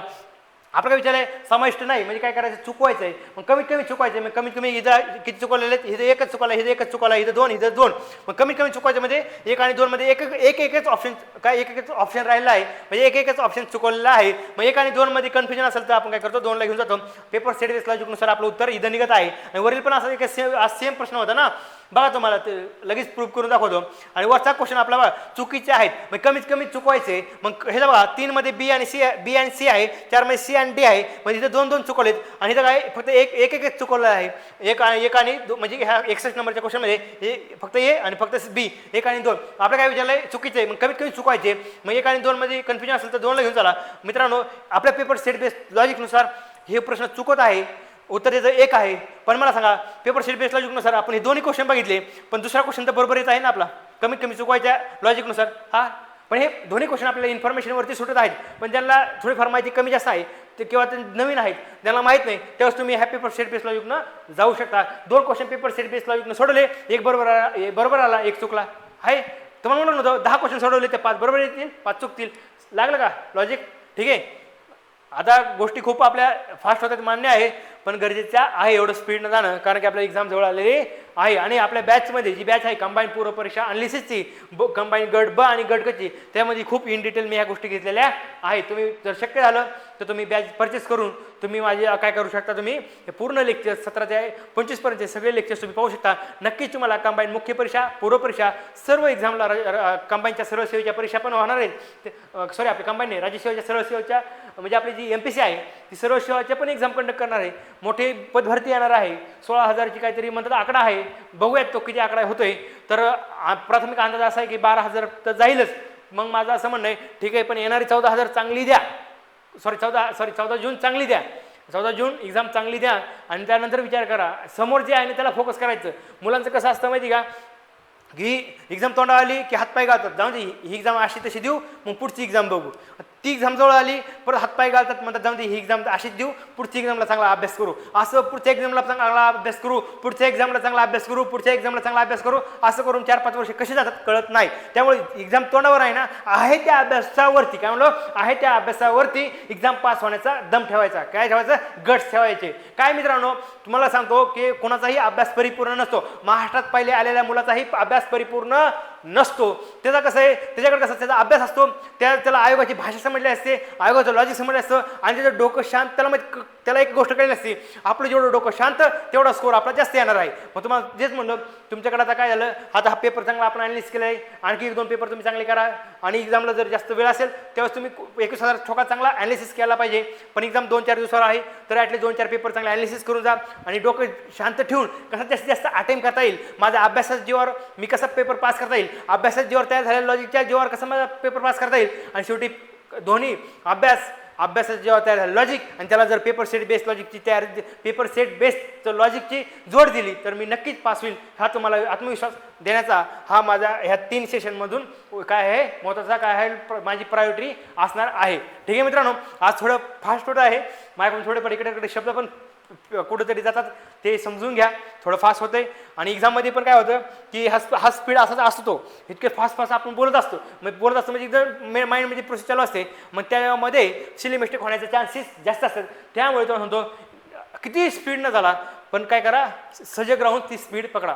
काय सजग राहून ती कॉन्शियस राहून ती स्पीड तुम्ही कंटिन्यू ठेवा आणि स्वतःला ती सवय लावायची. किती स्पीडमध्ये असू द्या, ॲक्सिडेंट होऊ द्यायचा नाही. तुम्ही बघा, उत्तम ड्रायव्हर जो असतो, एकदम उत्तम ड्रायव्हर असतो ना, उत्तम जो चालक असतो गाडीचा, तो किती स्पीडने गाडी पळवतो, त्याला कधीच भीती नसते ॲक्सिडेंटची, कारण की त्याचा माइंड एकदम सजग असतो. त्याला माहीत असतं की बाबा आपल्याला केव्हा काय करायचं, केव्हा ब्रेक दाबायचे, केव्हा गेअर दाबायचे, केव्हा ॲक्सिलेटर कमी करायचे, केव्हा ॲक्सिलेटर जास्त करायचे, त्याला सगळं ते नॉलेज असतं. तर किती आपण काय म्हणतो, एखादा जर नवीन व्यक्ती जर त्या गाडीत बसला आणि तो 180-200च्या स्पीडने चालला, त्याला भीती वाटते की अरे गाडी कुठं ठोकते का, पण त्या चालकाला माहिती असतं की माझी गाडी ठोकणार नाही, कारण की त्याच्या स्वतःवर विश्वास असतो. आणि तसा विश्वास तुम्ही डेव्हलप स्वतःमध्ये करायचा आहे. किती स्पीडमध्ये पेपर सॉल्व्ह करा आणि स्पीडमध्ये पेपर सॉल्व्ह करणं आपली प्रायोरिटी असायला पाहिजे. आपल्याकडे 1 तास आहे, पण त्या 1 तासामध्ये कसं त्या उत्तम ड्रायव्हरसारखं, उत्तम चालकासारखं काय केलं पाहिजे, स्पीड पण असला पाहिजे, त्यासोबत आपला मेंदू विवेक बुद्धी पण जागे असली पाहिजे, सिली मिस्टेक कमी झाल्या पाहिजेत आणि प्रत्येक प्रश्न आपल्याला काळजीपूर्वक सॉल्व्ह तर केलाच पाहिजे. आणि त्यासोबत काय म्हणलो मित्रांनो, जे आन्सर कीवर आपण जे गोल करणार आहोत ना, गोल ते पण व्यवस्थित झाले पाहिजे. आपण प्रश्न व्यवस्थित सोडवतो, बरोबर सोडवतो. तुम्हाला जसं सांगितलं पहिल्या सेशनमध्ये की आमचे एक सर आहेत, त्यांनी राज्य कंबाईन मुख्य परीक्षा 2025ला काय केलं तर लक्षात ठेवा की पेपर सेकंडला, तुम्हाला मागे पण सांगितलेलं आहे, पेपर सेकंड म्हणजे GSA पेपरला 72 क्वेश्चन निगेटिव्ह जाऊन बरोबर काढले. पण त्या सरांचं बॅड लक असं की त्यांना 30 क्वेश्चन गोल करायचेच राहिले, कारण की त्यांना तो वेळ राहिला नाही. मग तेच म्हणतो स्पीड ठेवा, माइंड सजग ठेवा, सतत बुद्धी जागी ठेवा की आपल्याला काय करायचं आहे, काय आपलं टाईम मॅनेजमेंट कसं असलं पाहिजे. सगळ्या गोष्टीचा सारासार विचार करून आपल्याला एक्झाम दिवशी काय करायचं आहे, व्यवस्थित आपल्याला पेपर टॅकल करायचा आहे. कळलं, लक्षात ठेवा. आता दुसरं महत्त्वाची गोष्ट आहे की 65 नंबरचं क्वेश्चन, भारतीय संविधानाच्या खाली कोणत्या कलमात आणि भागात मूलभूत कर्तव्य समाविष्ट आहेत. कलम 51A 4A सिंपल क्वेश्चन आहे. मला सांगा मित्रांनो, 65 क्वेश्चन पाहिले, 65 क्वेश्चन नाही, कलम क्वेश्चन किती, 65 नाही किती, क्वेश्चन नंबर 51 ते क्वेश्चन नंबर 65 क्वेश्चन म्हणजे बघा 15 क्वेश्चन पाहिले, 15पैकी 15 क्वेश्चनमध्ये तुम्हाला PYQचा संदर्भ सापडेल आणि 15पैकी 14 क्वेश्चन तुम्ही फक्त PYQ जरी अनालिसिस केला असता ना, कशामधलं 21,000मधलं, तरी तुम्हाला बेसिक नॉलेज चांगलं आहे पॉलिटीचं आणि PYQ जरी चांगले अनालिसिस केले असते 15पैकी 14 तुम्ही काढू शकतात. आपलं एक टार्गेट किती आहे, 12चं टार्गेट आहे. किती, 12चं. ठीक आहे मित्रांनो, अशा प्रकारे तुम्हाला कळलं असेल की सिंपल वे होता. आता तुम्हाला काय सांगत बसणार नाही. 15पैकी तुम्ही 14 12 13 कमीत कमी 12 तर काढू शकले असतात, बरोबर आहे. आता हे मी एक्सप्लेन करत बसणार नाही. तुम्हाला आता चालता कळलं असेल की खूप सिंपल क्वेश्चन होते. फक्त तुम्ही कसं आहे व्यवस्थित एक्झामला टॅकल करत नाही, एक्झाम दिवशी व्यवस्थित राहत, म्हणजे तुमचं डोकं शांत ठेवत नाही. मग तुम्ही छोट्या छोट्या सिली मिस्टेक करून घरी येतात आणि मग तुम्हाला पॉलिटिक्स जो स्कोर अपेक्षित असतो कमीत कमी 12+ तो क्वेश्चन तो किती येतो, 8 9 10 असा येतो, जो की आपल्याला अपेक्षित नाही. ठीक आहे. नंतर आपल्याला बघायचं आहे सायन्सचे क्वेश्चन. तर सायन्सचे क्वेश्चन बघू तर 66 नंबरचा क्वेश्चन जो आहे तो पण वेगवेगळ्या एक्झामला विचारून झालेला आहे. कोणता, क्षय किरणाच्या संबंधात. तुम्ही जर पाहिलं, अनालिसिस केलं, कंबाईन पूर्व परीक्षा, राज्यसेवा पूर्व परीक्षा आणि कंबाईन मुख्य परीक्षा, तुम्हाला क्षय किरणावरती बरेच वेळा क्वेश्चन येऊन गेलेले आहे. सिंपल क्वेश्चन आहे. खाली विधान आहे बरोबर की चूक ते सांगा. तुम्ही जर हे पेपरचं अनालिसिस जरी केलं असतं ना पूर्व परीक्षेच्या किंवा मुख्य परीक्षेचा कंबाईनच्या, गट ब आणि गट गच्या, तरी तुम्हाला ह्याचं उत्तर निघलं असतं. सिंपल क्वेश्चन आहे. क्षकिरण या विद्युत चुंबकीय लहरी आहेत, बरोबर आहे. क्षकिरणाची तरंगलांबी खूपच कमी असते, बरोबर आहे मित्रांनो. किरणांच्यावर ऋण भार असतो मित्रांनो. क्षकिरणांच्यावर कोणताही चार्ज नसतो, चुकीचा आहे. क्षकिरण विद्युत आणि चुंबकीय क्षेत्रामुळे विचलित होतात. काय, क्षकिरण विद्युत आणि चुंबकीय क्षेत्रामुळे विचलित होतात मित्रांनो. त्यांच्यावर कोणता चार्ज नाही, त्यामुळे ते काय होतात, ते त्यांचं विद्युत किंवा चुंबकीय क्षेत्रामुळे विचलन होत नाही, म्हणून काय चुकीचं आहे. म्हणजे बरोबर काय, अ आणि ब बरोबर आहे, सी आणि डी चूक आहे मित्रांनो. ठीक आहे. हा क्वेश्चन तुम्हाला जर पेपर अनालिसिस केला असेल तर नक्की येईल, पण काही जणांना अपेक्षित सिंपल क्वेश्चन आहे. पण मला अपेक्षा आहे की हा क्वेश्चन तुमचा चुकायला नाही पाहिजे, कारण की हा PYQच्या जर अनालिसिस केलं तुम्हाला कुठं कुठे ह्याचा संदर्भ भेटेल. म्हणजे हा क्वेश्चन पण सिंपल वेचा आहे मित्रांनो. 66 नंबरचा. आता बघा, जोड्या लावा. अल्फा कण, बीटा कण, किरणोत्सर्गाचे एकक आणि गॅमा किरण. अल्फा कण आपल्याला माहिती असतं काय असतं. अल्फा कण काय असतं, हिलियमचे अणू असतात. काय असतात, हिलियमचे अणू. अचं 3 कुठे आहे, अचं 3 इथं आहे. आणि दुसरं एक म्हणतात किरणोत्साराचं एकक. किरणोत्साराचं एकक आहे क्युरी. सीचं 1 आणि याचं 3 असं कुठं आहे, किंवा सीचं 1 एकाच ठिकाणी आहे. मग तुम्हाला सीचं किरणोत्साराचे एकक क्युरी आहे एवढं जरी कळलं, एक जोडी जुळली तर बाकी सगळ्या जोड्या जुळत आहेत. मग लक्षात, अल्फा कण हिलियमचा अणू आहे. बीटा कण काय आहे लक्षात ठेवा, इलेक्ट्रॉन आहे. नंतर आहे किरणोत्साराचे एकक क्युरी आणि गॅमा किरण काय, उच्च ऊर्जेचे फोटॉन. मित्रांनो सिंपल क्वेश्चन आहे हा, पण काय आहे PYQ मध्ये तुम्हाला सापडणार. तुम्ही PYQ जर अनालिसिस केलं किंवा PYQ जर नुसते वाचून जर गेलं तरी तुम्हाला हे क्वेश्चन सुटले असते. कोणता, 66 आणि 67. नंतर 68 हा पण काही लॅटरल हीटचा क्वेश्चन राज्यसेवा पूर्वला, मला वाटतं एक्झॅक्ट इयर आठवत नाही, पण हा क्वेश्चन तुम्हाला दिसेल पूर्व किंवा कंबाईन प्री मेन्स कुठेतरी येऊन गेलेला आहे. लॅटरल हीटचा प्रश्न सिंपल क्वेश्चन आहे. आणि तुम्हाला जर नाही कळला, काही माहीत नसेल, तर आपलं पेपर सेट बेस्ड लॉजिक जे आहे सगळ्यात मोठं वाक्य जे असेल ते काय करायचं, बरोबर असतं. आपल्या माहितीच्या आधारेही प्रश्न सुटतो आणि पेपर सेट बेस्ड लॉजिक नाही सुटतो. माहिती काय आहे आपल्याला, अप्रकट विलयन उष्मा म्हणजे डायरेक्ट उत्तर सांगतो तुम्हाला, पदार्थाच्या एकक वस्तुमानाला त्याच्या विलयन बिंदूवर तापमान वाढवण्यासाठी घनस्थितीतून द्रव स्थितीत रूपांतरित करण्यासाठी लागणाऱ्या उष्णतेची मात्रा म्हणजे काय असतं, अप्रकट विलयन उष्मा. त्याला म्हणतात लॅटंट हीट ऑफ फ्युजन. इंग्लिशमध्ये वाचतो the amount of heat required to convert unit mass of the substance from solid to liquid at melting point without rise of temperature. तर लक्षात ठेवा, लॅटंट हीट ऑफ फ्युजन हे तुमचं तुमच्या अभ्यासातलं असेल, PYQचं analysis केलं तरी तुम्हाला हा प्रश्न सुटतो आणि माहितीच्या आधारे हा प्रश्न तुम्हाला सुटतो. सिंपल आहे. जरी तुम्हाला काही जणांना माहीत असेल तर सगळ्यात मोठं वाक्य जे आहे पेपर सेट बेस्ड लॉजिकनुसार घेऊन जायचं, 3 नंबरचं उत्तर बरोबर निघतं. नंतर 69 नंबरचा क्वेश्चन बघायचा आहे, पृथ्वीच्या वातावरणाचे थर जे जमिनीपासून वरच्या दिशेने क्रमाने आहेत त्यांचा खालीपैकी कोणता क्रम बरोबर आहे. राज्यसेवा पूर्वला येऊन गेलेला क्वेश्चन आहे. PYQ आहे हा. तपांबर, सीतांबर, मध्यांबर आणि उष्णांबर. हे काय, उष्णांबर हे काय ह्याचं उत्तर आहे. 69चं उत्तर 4. सिंपल आहे मित्रांनो, ह्याच्यामध्ये विशेष काही नाही. ॲल्युमिनियमचे प्रमुख खनिज कोणते आहे. ॲल्युमिनियमचे आपल्याला माहिती असतं बॉक्साईट असतं. काय असतं, बॉक्साईट. सिंपल आहे. हा पण सिंपल पोलीस भरतीचा प्रश्न आहे. ॲल्युमिनियमचे प्रमुख खनिज कोणते, बॉक्साईट. आणि कार्बनच्या सर्वाधिक मुबलक समस्थानिकेचे अणुवस्तुमान संख्या किती आहे. काय विचारलंय, कार्बनच्या सर्वाधिक मुबलक समस्थानिकेची अणुवस्तुमान संख्या किती आहे. तर मित्रांनो जरी तुम्हाला माहित नसेल तर लक्षात ठेवा, आपलं पेपर सेट बेस्ड लॉजिक काय सांगतं, आकडेवारी आली तर ती कशी लावायची, चढत्या क्रमाने लावायची. आणि चढत्या क्रमाने आकडेवारी लावल्यानंतर सेकंड नंबरचा जो आकडा असतो, आकडेवारी चढत्या क्रमाने लावल्यानंतर दुसऱ्या क्रमांकाचा जो आकडा असतो ते काय असतं, उत्तर असतं. मग आपण लावू चढत्या क्रमाने. 6 पहिल्यांदा येईल, चढत्या क्रमाने लावता. 6 नंतर मोठा आकडा आहे 12, 12 नंतर आहे 13, 13 नंतर आहे 14, असेंडिंग ऑर्डर लावली 6 नंतर 12, 12 नंतर 13, 13 नंतर 14 आणि असेंडिंग ऑर्डर म्हणजे चढत्या क्रमाने लावल्यानंतर सेकंड क्रमांकाचा जो आकडा आहे तो आपला काय असला पाहिजे, उत्तर असलं पाहिजे. 12 हे आपलं काय असलं पाहिजे, उत्तर असलं पाहिजे. बघूयात 12 हे उत्तर निघते का. पेपर सेट बेस लॉजिकनं बघा मोठं वाक्यवालं पण निघलं, हे काय आकडेवारीचं पण निघलं. तुम्हाला म्हणून पेपर सेट बेस लॉजिकनुसार 5 क्वेश्चन चुकू शकतात. 10 सोडवले तर 5 चुकतील, 5 बरोबर येतील. हे तुम्हाला प्रातिनिधिक स्वरूपात त्या आकडेवारी सांगत आहे. 50% क्वेश्चन बरोबर येतील, 50% चुकतील. बघा मागे बरेच क्वेश्चन आपले चुकले ते, पण इथं बरोबर यायला लागले आहेत. ठीक आहे. डेंटोलियम हा प्राणी कोणत्या संघामध्ये मोडतो. तर आता हे खूप इन डिटेल विचारलं आहे. इथं पेपर सेट बेस लॉजिक काहीच लागत नाही, इन्फॉर्मेशन पण माहीत नाही. तुम्हाला म्हणलो एखादा क्वेश्चन असा असू शकतो की तिथं तुम्हाला माहिती नाही, माहिती आता तयार होणार लॉजिक पण नाही आणि काही पेपर सेट बेस लॉजिकही नाही. तशा प्रकारचा हा क्वेश्चन आहे. मग तुम्ही म्हणताल की सर इथे काय टिक करायचं, मग तुम्हाला जे योग्य वाटेल तिथे टिक करून घरी यायचं, काय अडचण नाही. पण ठीक आहे. डेंटोलियम हा प्राणी कोणत्या संघामध्ये मोडतो, मोलुस्का. लक्षात ठेवा, नंतर जर विचारला तर विसरला नाही पाहिजे, म्हणजे चुकला नाही पाहिजे. कॅटफिशच्या अनेक प्रजातींमध्ये मिशांसारख्या प्रक्षेपणावर रुचिज्ञान कलिका असतात ज्या अन्न शोधण्यास मदत करतात. त्या प्रक्षेपणांना डायडिश म्हणतात.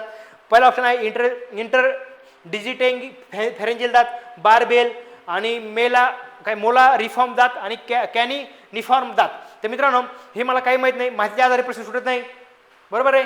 मग माहितीच्या आधारे लॉजिक त्यानुसार प्रश्न सुटत नाही. पण पेपर सेट बेस लॉजिक काय सांगतं, सगळ्यात मोठा पर्याय कोणता आहे, सर्वात मोठे नाव कोणतं आहे ते आपलं उत्तर असलं पाहिजे.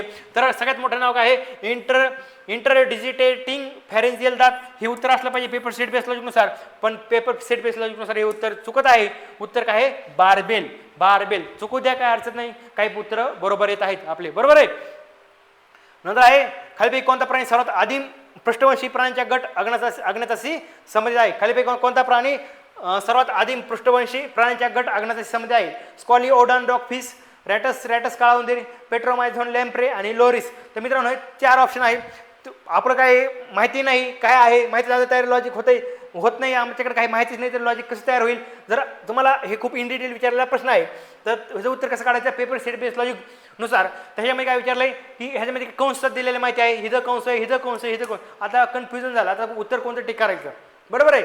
मग ज्यावेळेस तुम्हाला म्हणलं काही क्वेश्चन 3-4 क्वेश्चन 1-2 क्वेश्चन असे असतील की तिथं पेपर सेट बेस लॉजिक पण वर्क करत नाही, मग त्यावेळेस कोणता पर्याय टिक करायचा मी तुम्हाला आता बोललो. तुम्हाला जे योग्य वाटेल ते करा. पण मला असं वाटतं की तुम्ही 3 नंबरचा पर्याय लास्ट ऑप्शन म्हणून टिक करून घरी यायचं. किंवा 3 नंबर म्हणजे त्यानुसार तुमचं उत्तर बरोबर येतं. हा ओढून ताणून आणलेलं मी उत्तर आहे, पण 3 उत्तर टिक करायचं सहसा. काही जर इन्फॉर्मेशनच्या आधारित प्रश्न सुटत नाही, इन्फॉर्मेशन लॉजिक आधारित प्रश्न सुटत नाही आणि नंतर काय पेपर सेट बेस लॉजिक आधारित सुटत नाही, त्यावेळेस तुम्ही 3रा पर्याय टिक करून घरी येऊ शकता.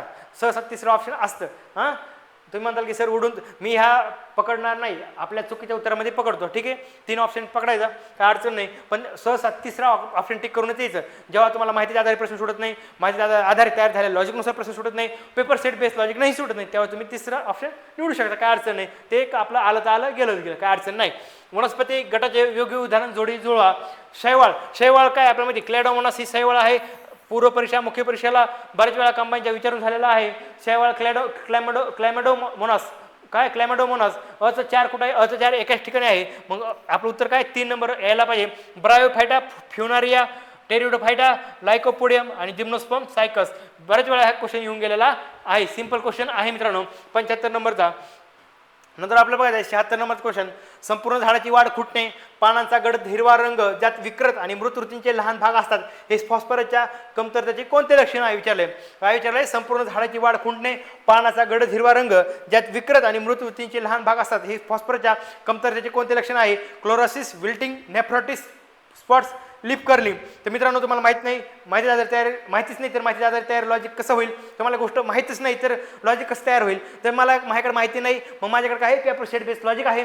पेपर सेट बेस लॉजिक काय सांगतं, सगळ्यात मोठा ऑप्शन बरोबर. सगळ्यात मोठे ऑप्शन कोणते आहेत, क्लोरोसिस, विल्टिंग, नेफ्रोटिक्स, स्पॉट्स आणि लिप कर्लिंग. इथं क्लोरोसिस एक शब्द आहे, इथं विल्टिंग एक शब्द आहे, नेफ्रोटिक्स स्पॉट 2 शब्द आहेत, लिप कर्लिंग 2 शब्द आहेत. मग मोठा ऑप्शन कोणता आहे, 3रा आणि 4था. आणि 3ऱ्या आणि 4थ्यामध्ये कन्फ्युजन असेल तर आपण कोणत्या ऑप्शनला घेऊन चालतो, 3ऱ्या. मग उत्तर आपला पेपर सेट बेस लॉजिकनुसार बरोबर येत आहे, नेफ्रोटिक स्पॉट्स. आलं का बघा, मागे चुकलं पण इथं बरोबर आलं. वनस्पतीच्या कॅल्शियम चयापचयासाठी कोणत्या खनिजाची आवश्यकता असते. तर लक्षात ठेवा, हे आपल्याला खनिजाबद्दल विचारलंय, मिनरल्सबद्दल विचारलंय. डायरेक्ट उत्तर सांगतो बोरान. वनस्पतींना कॅल्शियम चयापचयासाठी कोणत्या खनिजाची आवश्यकता असते, तर बोरॉनची असते, लक्षात ठेवा. तर मित्रांनो इथं पण तुम्हाला माहीत असेल तर वेल अँड गुड, पण इथं paper set base logic work करत नाही. मग माहिती तुम्हाला ॲक्च्युअली माहितीच असणं गरजेचं आहे. पण तुम्हाला म्हणतो तिसरा टिक करायचा शेवटी पर्याय नसेल तर ते कसं आहे त्याची काही गॅरंटी नसते. पण तुम्हाला जे वाटेल ते टिक करून यायचं, काय अडचण नाही. जेव्हा तुम्हाला माहितीच्या आधारित प्रश्न सुटत नाही, पेपर स्टेट बेस लॉजिक आधारित प्रश्न सुटत नाही, बरोबर आहे, त्यावेळेस तुम्ही तुमच्या मनाने मग शेवटी काहीतरी टिक करून या. पण सहसा आपली प्रायोरिटी काय असली पाहिजे, माहितीच्या आधारित प्रश्न सॉल्व्ह करणे, दुसरं माहितीच्या आधारित तयार झालेल्या लॉजिकनुसार प्रश्न सॉल्व्ह करणे, आणि तिसरं काय पेपर स्टेट बेस लॉजिकनुसार प्रश्न सॉल्व्ह करणे. ह्या स्टेपने प्रश्न सॉल्व्ह करायचे असतात. तुमचं हे पाठ झालं पाहिजे, दिमागात घुसलं पाहिजे, म्हणून मी सारखं सारखं सारखं हे 3 स्टेप सांगत असतो. तुम्ही म्हणाल की सर आमचं कशाला रिपीट सांगतात, पहिल्या सेक्शन पूर्ण बॅचमध्ये पण ते सांगितलं आहे ना, ह्या 3 सेशनमध्ये पण ते सांगत आलात. कारण की मित्रांनो पेपर सेट बेस लॉजिक तुम्ही पहिली प्रायोरिटी म्हणून घेऊ नये, म्हणून मी तुम्हाला हे सांगते. कारण की पहिल्या प्रायोरिटी घेतलं तर 100% नुकसान होण्याची चान्सेस असतात. ते कसं आधी माहितीच्या आधारे प्रश्न सॉल्व्ह करणे, माहितीच्या आधारे तयार झालेल्या लॉजिकनुसार प्रश्न सॉल्व्ह करणे, आणि शेवटी पेपर सेट बेस लॉजिकनुसार प्रश्न सॉल्व्ह करायचे असतात. ठीक आहे, बोरान लक्षात घ्या, परत जर आला तर चुकला नाही पाहिजे. या जीवनसत्वामुळे रक्त साकारण्यास गोठण्यास मदत होते. सिंपल क्वेश्चन आहे. व्हिटॅमिन हेल्थ इन ब्लड कोटिंगमध्ये व्हिटॅमिन के असतं. सिंपल क्वेश्चन आहे मित्रांनो. ABO रक्तगटाचा शोध यांनी लावला. कोण लावला विचारलंय, डॅश यांनी लावला. तर लक्षात कार्ल लँडस्टेनर. हे मला माहीत होतं, बऱ्याच जणांना माहीत असं सिंपल क्वेश्चन आहे. पण जर काही जणांना जर माहीत नसेल तर पेपर सेट बेस लॉजिकनुसार हा प्रश्न सुटतोय. त्याच्यात बघा विल्यम हार्वेमध्ये किती शब्द येतं, विल्यम आणि हार्वे 2 शब्द, डिकास्टेलोमध्ये 1 शब्द, आणि स्टर्लीमध्ये 1 शब्द, कार्ल लँडस्टेनरमध्ये 2 शब्द आहेत. बरोबर आहे. आपलं काही मोठा नाव असलेलं मोठं वाक्य असलेलं उत्तर बरोबर असतं. तर 2 शब्द कुठे आहेत, एक पर्याय 1 आणि एक पर्याय 4 मध्ये आहेत, आणि 1 आणि 4 मध्ये आहेत. मग 1 आणि 4 मध्ये आपल्याला तयार झालं ना आता कन्फ्युजन, 1 घ्यायचं का 4 घ्यायचं, आणि 1 आणि 4 मध्ये कन्फ्युजन असेल तर आपण काय घेतो, 4 उत्तर टिक करतो, आणि आपलं उत्तर काय पेपर सेट बेस लॉजिकनुसारही बरोबर येत आहे, आणि माहितीच्या आधारेही बरोबर येत आहे. काय उत्तर काय आहे, कार्ल लँडस्टेनर. तर लक्षात. आणि जागतिक मधुमेह दिन या दिवशी साजरा केला जातो. तर लक्षात ठेवा, इथं काय आहे 14 जून, 29 सप्टेंबर, 7 एप्रिल आणि 14 नोव्हेंबर. तर मित्रांनो ह्याच्यामध्ये बघा, हे तुम्ही मंथ सोडून द्या, काय मंथ सोडून द्या. ह्याच्यामध्ये सारखेपणा काय दिसतोय सगळ्या पर्यायामध्ये, एप्रिल, नोव्हेंबर, एप्रिल, सप्टेंबर, जून, ह्याच्यामध्ये काही सारखेपणा दिसत नाही. पण आकडेवारीमध्ये कुठे सारखेपणा दिसतोय का, इथं 14 आहे, इथे 29 आहे, 7 आहे, इथं 14 आहे. तर मित्रांनो सारखेपणा दिसला तुम्हाला, सारखेपणा दिसला का, 14 सारखेपणा आहे. इथं 14 आकडा आहे, इथं 14 आकडा आहे. म्हणजे 1 आणि 4 मध्ये 100% कुठेतरी उत्तर असणार, कारण की आपला सारखेपणा दिसतोय. मग 1 आणि 4 मध्ये कन्फ्युजन असेल तर आपण कोणत्या उत्तराला टिक करतो, 4थ्या नंबरच्या उत्तराला टिक करतो. मग हे पेपर सेट बेस लॉजिकनुसार हा तुमचा हाही क्वेश्चन बरोबर येत आहे. बघा मित्रांनो, आता बघूयात आपण की किती क्वेश्चन बरोबर येतात ते. बरोबर आहे. माहितीच्या आधारे तयार झालेल्या लॉजिकनुसार आणि शेवटी पेपर सेट बेस लॉजिकनुसार किती प्रश्न बरोबर आले ते सांगायचे. बघूयात की हा तर आपल्याला अपेक्षित किती होते, 8 होते. बघू किती येतात. एकच मिनिट.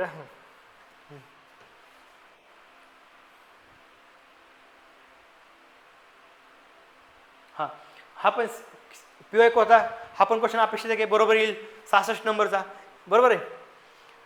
एक्सरेचा संदर्भाचा क्वेश्चन सिंपल होता. हे अल्फा कण बीटा कणांचा PYQच्या संदर्भातला होता क्वेश्चन. लॅटेंट हीट माहितीच्या आधारे सुटत होता, आणि पेपर सेट बेस लॉजिकनुसार पण सुटत होता.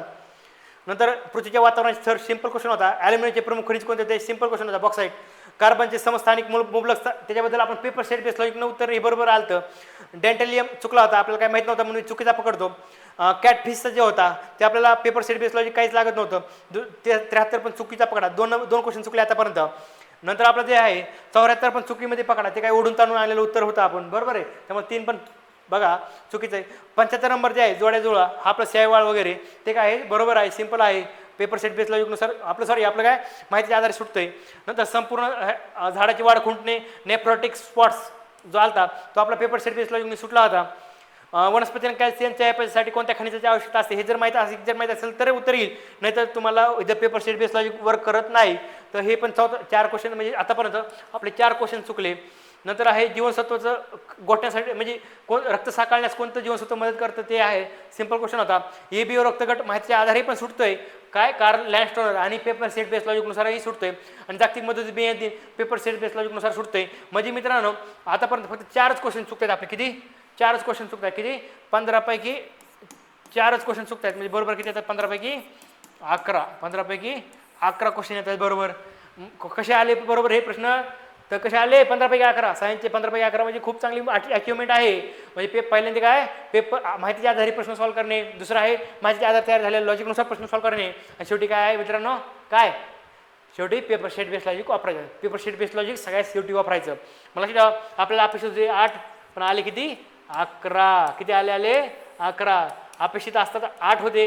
कशासाठी 52 आपला कट ऑफ लागला 51.25 पण आपल्याला पडले होते. आपण पाहिलं होतं की आपले 62 चुकले, सॉरी 62 बरोबर आले, 38 चुकले. असं जे आकडेवारी पाहिली होती ना त्यानुसार आपला 52 पॉईंट समथिंग काहीतरी स्कोर येत होता 52.50 बरोबर आहे. तर तिथं आपल्याला अपेक्षित किती होते सायन्सचे 8 क्वेश्चन बरोबर येणं अपेक्षित होते पण किती आले 11. 3 एक्स्ट्रा आलेले आहेत पण मी कमीत कमी पकडतोय. काही मुलांचे 1-2 क्वेश्चन इकडे तिकडे होऊ शकतात म्हणून 8 पकडले पण 11 येऊ शकतं. तर नंतर आपल्याला बघायचं आहे मॅथ आणि रिजनिंग. आणि मॅथ आणि रिजनिंगबद्दल मित्रांनो तुम्हाला विशेष सांगायचं आहे की तुम्ही मॅथ आणि रिजनिंग जिथं चांगलं आहे त्यांनी काय करा 15-20 पैकी कमीत कमी 15 काढण्याचा प्रयत्न करायचा. किती कमीत कमी 15. किती वस्तू कंडिशन कसाही टाईम मॅनेजमेंट तुमचं कसंही जुळून आणा पण 15 क्वेश्चन बरोबर काढण्याचा प्रयत्न करा. आणि शक्य झालं तर किती 17-18 पर्यंत पण तुम्ही जाऊ शकता कारण की ह्या पेपरला बऱ्याच मुलांना 17-18 पर्यंत प्रश्न बरोबर आलेले आहेत. पेपर दिसायला अवघड होता सगळं होतं पण काढले आहेत. मोजके होते जास्त नव्हते पण मोजके होते. पण 17-18 काढणं ह्यासाठी खूप गट्स लागतात, खूप प्रॅक्टिस लागते. पण माझं म्हणणं आहे ज्याची चांगली प्रॅक्टिस आहे त्याला ॲटलिस्ट 12 ते 14 येणं अपेक्षित आहे. किती 12 ते 14 येणं अपेक्षित आहे कमी कमी.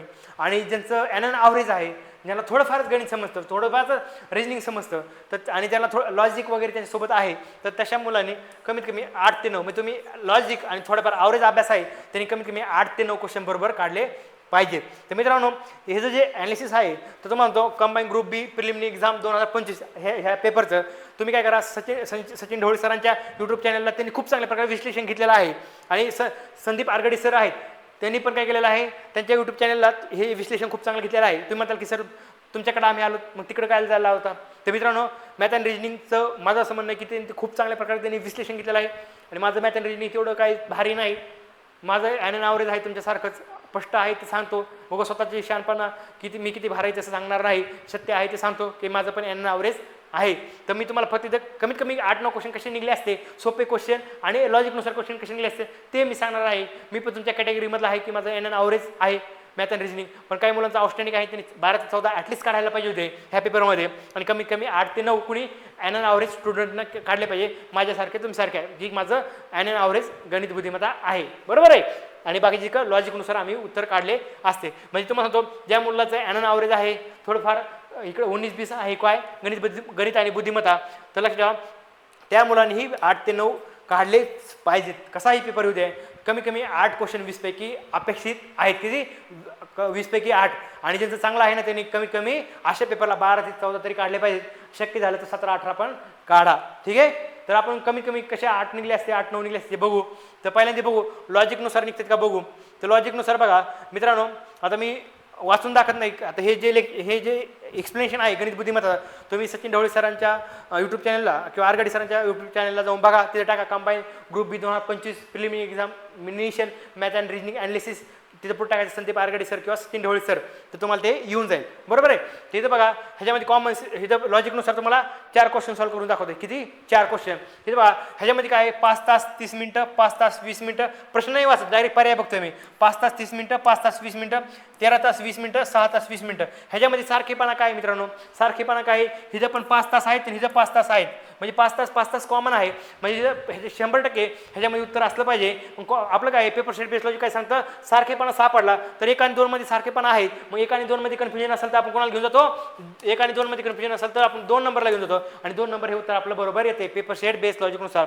नंतर बघा ह्याच्यामध्ये साम्य काय 84 मध्ये 5.1 5.5 7.5 आणि 10%. ह्याच्यामध्ये पण काय 5.1 5.5 5.5चं साम्य आहे 5.5चं साम्य आहे. मग उत्तर काय असणार 1 आणि 2 मध्ये असणार. आणि 1 आणि 2 मध्ये कन्फ्युजन असेल तर आपण कशाला टिक करून जातो 2 नंबरला टिक करतो. उत्तर बरोबर आलं आहे. दुसरं लॉजिकनं प्रश्न बरोबर आलेला आहे. नंतर इथं बघा ह्याच्यामध्ये बघा कॉमन्स काय आहे 60 70.6 71.6 75. ह्याच्यामध्ये काय आहे कॉमन 70.6 71.6 म्हणजे पॉईंटमध्ये दिले. तुम्हाला काल पण सांगितलं होतं की पॉईंटमध्ये दिले याचा अर्थ ते उत्तर असू शकतं. आणि इथं बघा साम्य पण आहे 70.6 0.6 म्हणजे 0.6 ह्या म्हणजे दोघांमध्ये साम्य आहे. ह्याच्यामध्ये काय साम्य काय 0.6 म्हणजे उत्तर ह्याच्यामध्ये असणार. 2 आणि 3 मध्ये उत्तर कन्फर्म असणार. आणि 2 आणि 3 मध्ये कन्फ्युजन असेल तर आपण काय करतो 3ला उत्तर टिक करून घेतो आणि उत्तर 3 आपलं आहे.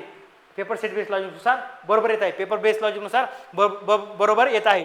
तिसरा क्वेश्चन बरोबर आला आपला पेपर सेट बेस लॉजिकनुसार.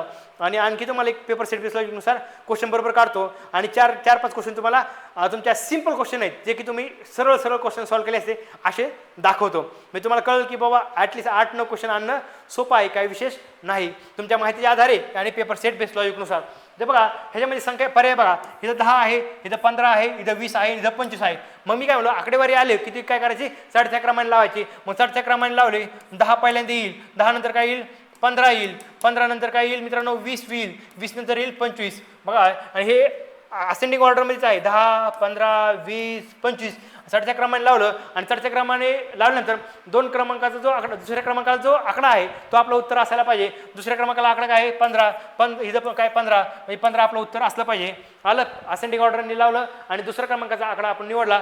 आलं बरोबर. मी काय म्हणतो आकडेवारी आली की काय करायची चढत्या क्रमाने लावायची आणि त्यातलं दुसऱ्या क्रमांकाला जे आहे मग दुसऱ्या क्रमांकाला असेंडिंग ऑर्डरमध्ये काय हे असेंडिंग ऑर्डरमध्येच ॲज इट इज आहे. पहिल्या बघा 10, 15, 20, 25, 10 नंतर 15, 15 नंतर 20, 20 नंतर 25. मग असेंडिंग ऑर्डरनंतर दुसऱ्या क्रमांकात जे उत्तर जे संख्या असेल ते आपलं उत्तर असायला पाहिजे. मग उत्तर आपलं निघत आहे. मित्रांनो 4 क्वेश्चन 20 पैकी आपण लॉजिकनं काढले. किती लॉजिकनं. आता सिंपल क्वेश्चन आणखी काढू आपण फास्टमध्ये कसे काढायचे. आता बघा हा क्वेश्चन विचारला आहे सिंपल, खाल्ल्या आकृतीतील त्रिकोणांची संख्या शोधा, त्रिकोणांची संख्या शोधा. मग हे तर काय करायचं, त्रिकोणाची संख्या शोधत असताना हिथं 1, हे दुसरा, तिसरा, चौथा, 5वा, 6वा म्हणजे कसं हिथं आकडा टाकायचा 1, 2, 3, 4, 5, 6 म्हणजे सगळ्यांची बेरीज जर केली तर ती किती ते 21 येते. सिंपल क्वेश्चन आहे सुटला. लॉजिकनुसार 4 क्वेश्चन सॉल्व्ह केले आणि आता आपल्या सिंपल म्हणजे थोडंफार ॲव्हरेज आहे, थोडंफार नॉलेज आहे, त्यावर आपण हा क्वेश्चन सॉल्व्ह केला. सिंपल क्वेश्चन होता.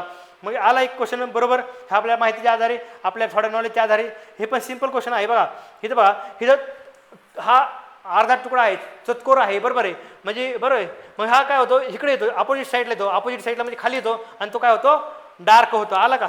इथं पण काय व्हायला पाहिजे मग हा जो आहे हा पण अपोजिट साईडला आला पाहिजे आणि काय झाला पाहिजे कोरा झाला पाहिजे. मग अपोजिट साईडला आला का इथं बघा आला अपोजिट साईडला, इथं एकाच ठिकाणी आलेला अपोजिट साईडला. हे बघा इथं नाही, इथं नाही, इथं नाही आला. म्हणजे तुम्ही एवढं डार्क आणि व्हाईट बाजूला ठेवा पण हे डायरेक्ट इथं पुढे येते अपोजिट साईडला येते. मग बघा इथला हा इथे येतोय मग इथला हा इथं आला पाहिजे. मग एकाच ठिकाणी आहे चौथ्या क्रमांकाला आला. सिंपल क्वेश्चन दुसरा सुटला आपला. नंतर बघितलं तर आणखी तुम्हाला दाखवतो. सिंपल आहे मित्रांनो. आता सान्वी युविकापेक्षा उंच आहे पण नीलाक्षपेक्षा नाही. चैताली नमितापेक्षा उंच आहे पण युविकापेक्षा नाही. तर त्यांच्या ते सर्वात उंच कोण, सर्वात उंच विचारलं. कीवर्ड काय सर्वात उंच. मग बघा सान्वी युविकापेक्षा उंच आहे, सान्वी युविकापेक्षा उंच आहे म्हणजे युविका लहान आहे. मग सगळ्यात उंच विचारलं युविका लहान आहे, मग युविकापेक्षा उंच कोण आहे सान्वी. मग युविका लहान आहे म्हणजे हे काय होणार कॅन्सल होणार युविका.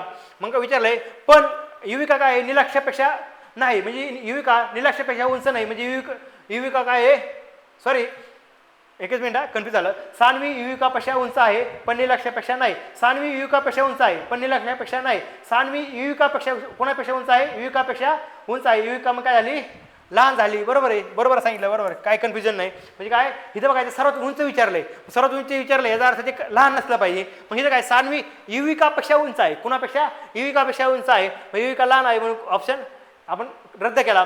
मग पण काय पुढं काय लिहिलंय पण सान्वी नीलाक्षपेक्षा उंच नाही म्हणजे सान्वी पण काय करायचं एलिमिनेट करायचं. पुढं आहे चैताली नमितापेक्षा उंच आहे, चैताली नमितापेक्षा उंच आहे म्हणजे नमिता लहान आहे मग त्यापेक्षा उंच कोण आहे चैताली. मग लक्षात नमिता कॅन्सल कारण की आपल्या सगळ्यात उंच निवडायचं होतं. मग शेवटी राहिलं एकच नीलाक्ष.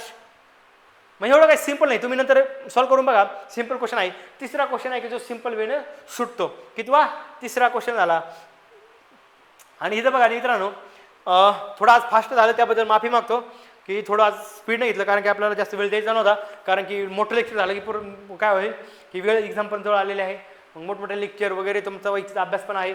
आणि सगळ्यात महत्त्वाची गोष्ट म्हणजे आणखी की मी बॅचमध्ये 17 ते 24 जे पेपर आणि घेतलं त्याच्यामध्ये खूप इन डिटेल घेतलेलं आहे बऱ्यापैकी काही गोष्टी. त्यामुळे मी इथं जास्त वेळ देत नाही. तर ठीक आहे. इथं कसं आहे बघा, इथं बघा 36 आहे, इथं 81 आहे, इथं 6चा वर्ग आहे, इथं 9चा वर्ग आहे. मग इथं काहीतरी वर्ग दिला आहे मग ऑप्शनमध्ये वर्गाचं काहीतरी असलं पाहिजे. मग 14चा वर्ग 196. तुम्ही जर लॉजिक जरी नाही लावलं पण तुम्हाला कॉमन सेन्स आहे इथं पण वर्ग आहे, इथं पण वर्ग आहे म्हणजे इथं पण काय असलं पाहिजे, इथे पण काय असलं पाहिजे वर्ग असला पाहिजे. वर्ग एकाच ठिकाणी आहे तिसऱ्या क्रमांकाला. सुटला का चौथा क्वेश्चन. जरी ह्याचं लॉजिक जर सिंपल खूप वेळ कमी आहे, विदिन सेकंडमध्ये उत्तर काढायचं आहे, डोक्याला क्लिक झालं हा वर्ग आहे हा वर्ग आहे, मग पर्यायामध्ये वर्ग पाहिजे, तुम्ही टिक करून पुढे जायचं.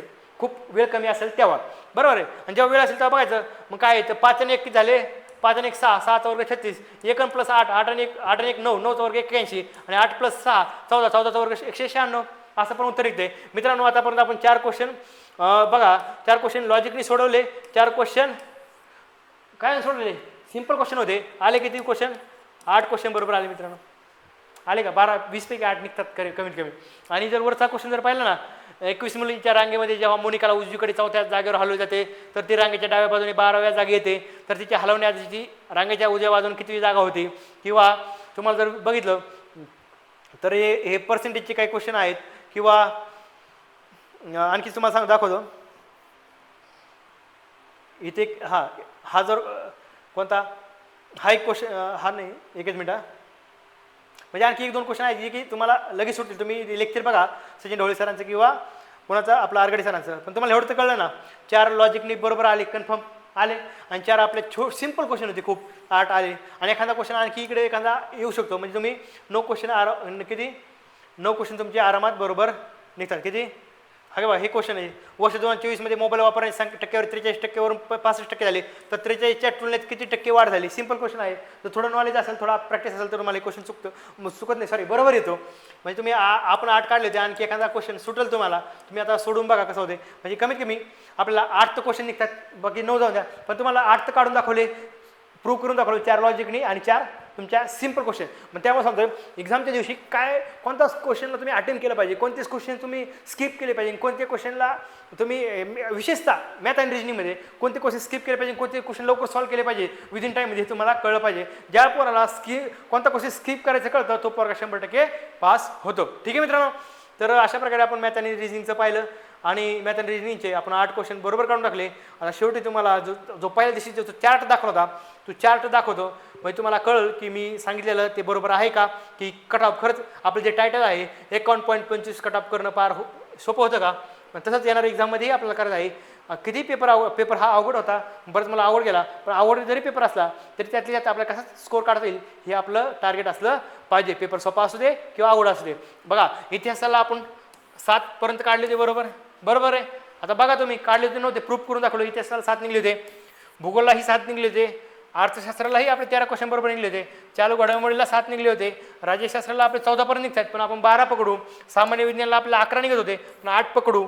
गणित आणि बुद्धिमत्तेला आपल्याला किती, हे 9 दिले, पण आपले 8 तर निघतात. म्हणजे आपली जर बेरीज केली तर 9 आपले किती 8 निघले होते. 4 पेपर सेट बेस लॉजिकनुसार क्वेश्चन बरोबर आले ते गणिताचे, आणि 4 कशानुसार आले ते सोपे क्वेश्चन बरोबर आले ते, बरोबर आहे. म्हणजे असे आपले 8 क्वेश्चन बरोबर येत आहेत. म्हणजे 8 क्वेश्चन म्हणजे ते मायनस झाला, इथे आपण 63 बेरीज आली होती, पण ती आता आपण पकडू 62, आणि इकडे किती चुकतायत 38. 62 आणि 38 झाले, बघा ही बेरीज सगळी 62 जुळते आणि चुकतात 38, बरोबर आहे.